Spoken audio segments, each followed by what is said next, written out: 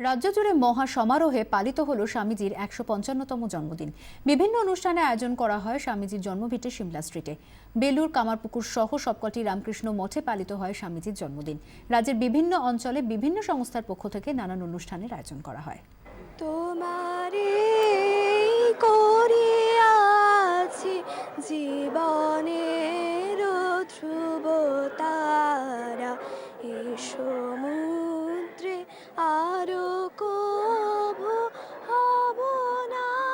স্বামীজির জন্মভিটে সিমলা স্ট্রিটে মূল অনুষ্ঠানের আয়োজন করা হয়। স্বামীজিকে শ্রদ্ধা জানাতে বহু ভক্ত ও অনুরাগী ভিড় জমান। অনুষ্ঠানে অংশ নেন বহু ছাত্রছাত্রীও। একটি প্রভাত ফেরির আয়োজন করা হয়।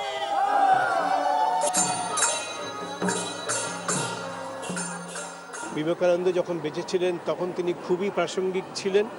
বিবেকানন্দ আজও আরও বেশি প্রাসঙ্গিক, এবং যতদিন মানব সভ্যতা থাকবে ততদিন বিবেকানন্দ প্রাসঙ্গিক থাকবে।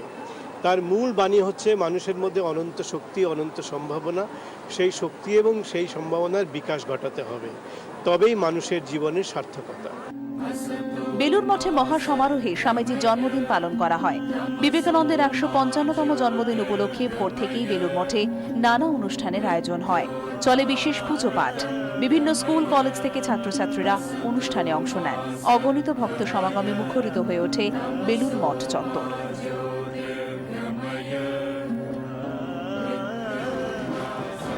হুগলির কামারপুকুর মঠ থেকে বর্ণাঢ্য শোভাযাত্রার আয়োজন করা হয়।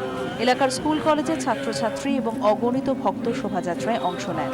সারাদিন ধরেই নানা সাংস্কৃতিক অনুষ্ঠানের আয়োজন করা হয় কামারপুকুর জুড়ে। বেলুর, কামারপুকুরের মতন রাজ্যের প্রতিটি জেলায় মহা সমারোহে পালন করা হয় বিবেকানন্দের জন্মদিবস। হয় বিভিন্ন অনুষ্ঠান। ব্যুরো রিপোর্ট, ২৪ ঘন্টা।